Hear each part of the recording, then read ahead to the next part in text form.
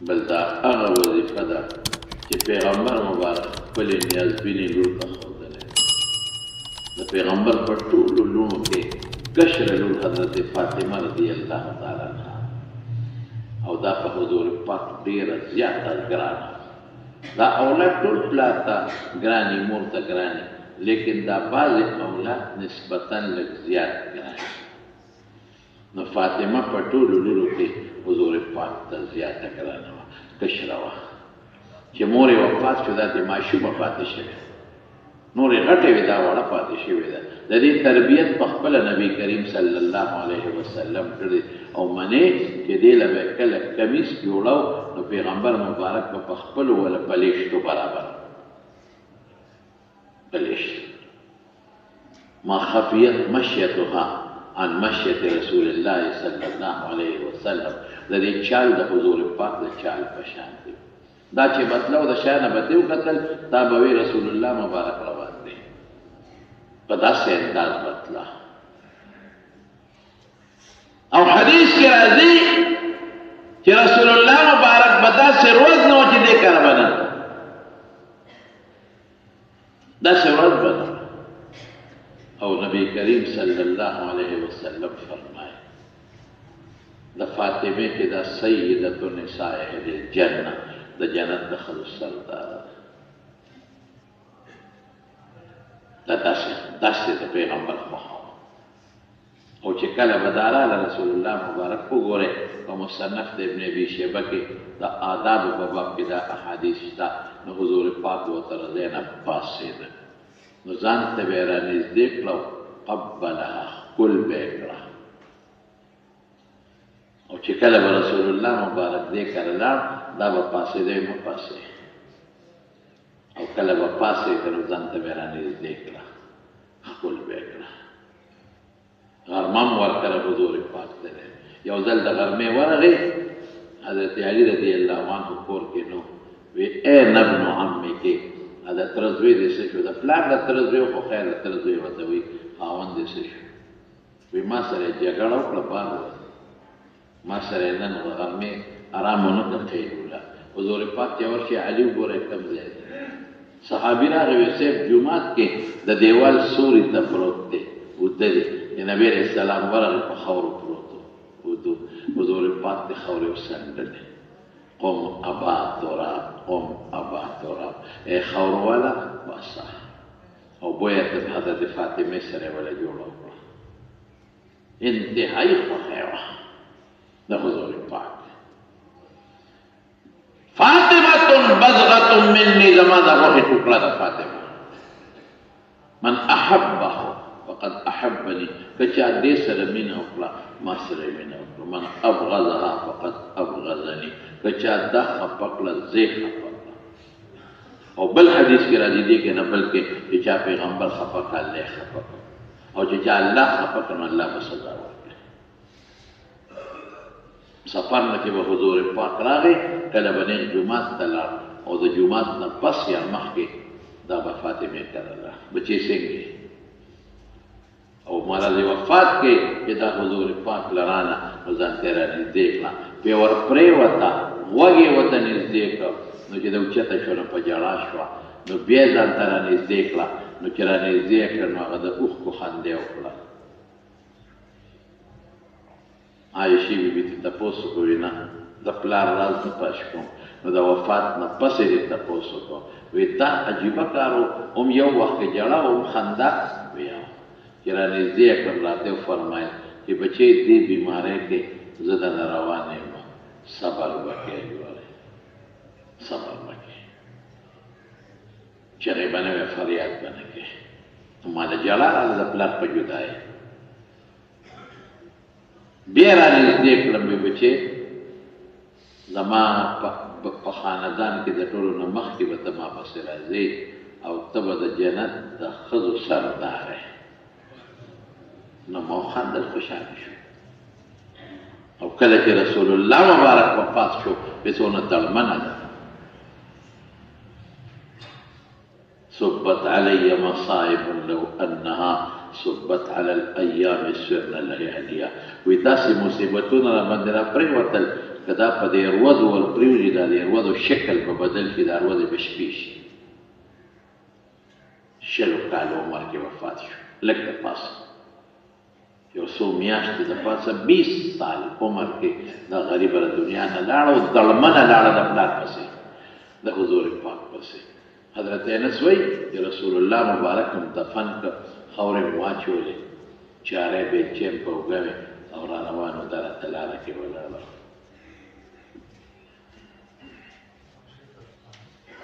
اواز یې وکړه انسه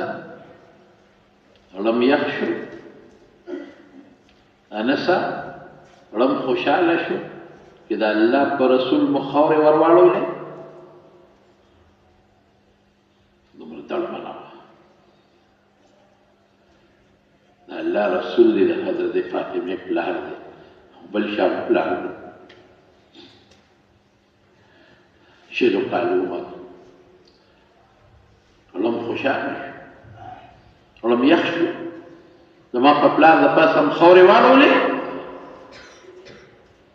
د حضور پاک د وفات د 6 میاشتې پس د دنیا نه لاړه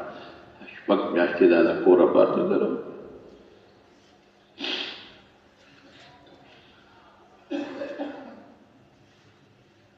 6 میاشتې دا نسکوره په خپل کور کې پرته ده دومره پیغمبر پسې خبره د رسول الله مبارک واجبه شان یوازې دا خو نه چې هغه کومه سپینه قچره باندې به حضور پاک ګرځېده چې خبر شوه قچره موږې وویسته لاړه سترګو نه قطار اوښکې را روانې دي په مدینه کې یو شال کویو سره یې لاندې کو دا دې پکې وګورئ ساروی رسول الله مبارک پسې خفه دي ساروی ځان د غمه وجنې دې شاه زما مبارک پیغمبر سولي کړی هغه نه پس په دې څوک زوري یا فاطمه خو دې لور الله اکبر چې علي صاحب ته کله په نکاح کړی بچې بچې وي ما په خپل خاندان کې د ډېر بهترین انسان سره ستا نکاح کړی په خپل خاندان بهترین انسان سره ما نکاح کړی زما وروڼو خبره مې دې پورې کوله چې داسې لور څومره ګران دی لیکن دې به غریبې په خپل کور کې میچن په خپله تاول جرندې مشینان نو په مدینه کې په میچن به غنم خوله کول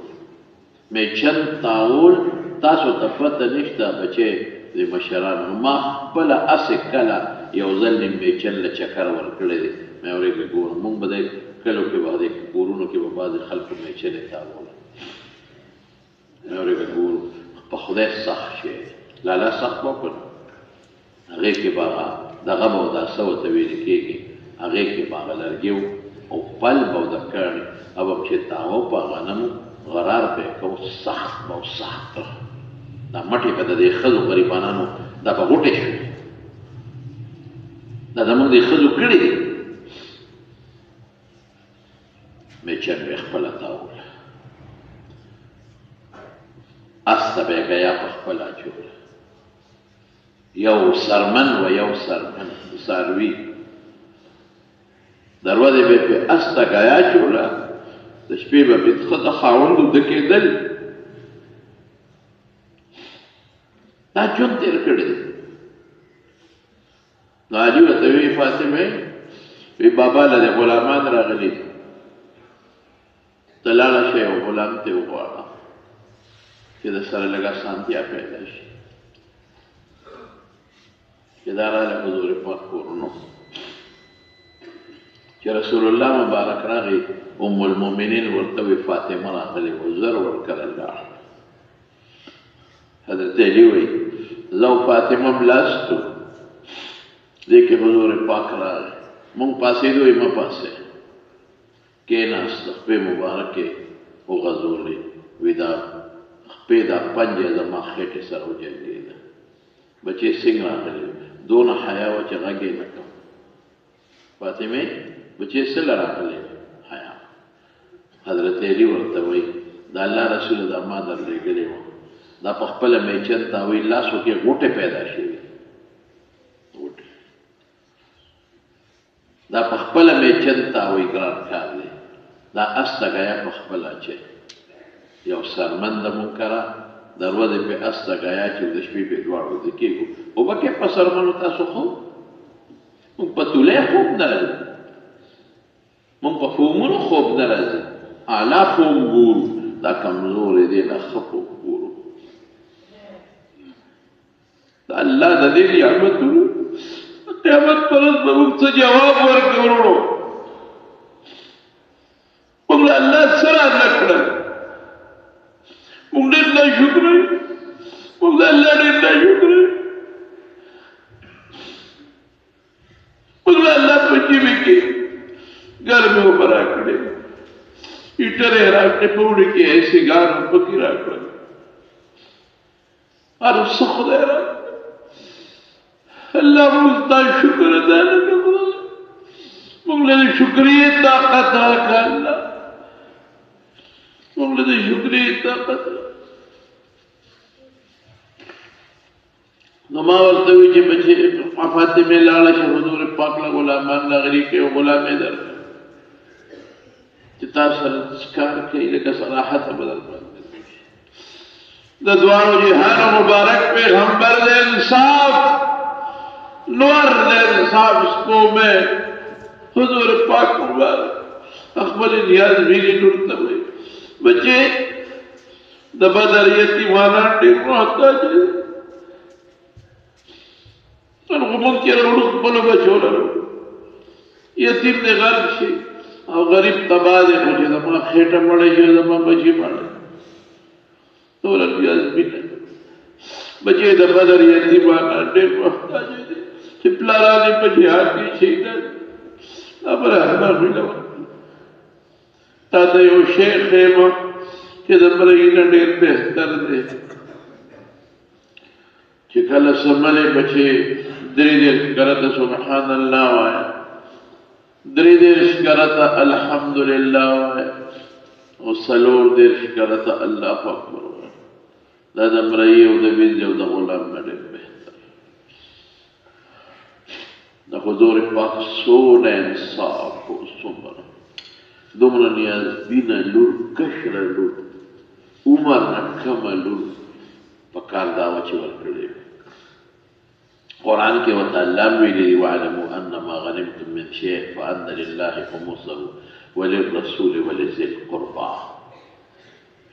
چې د پیغمبر رشته دار د نورو نه مخکې دې ورکوه لیکن بیا هم نه ورکوي د انصاف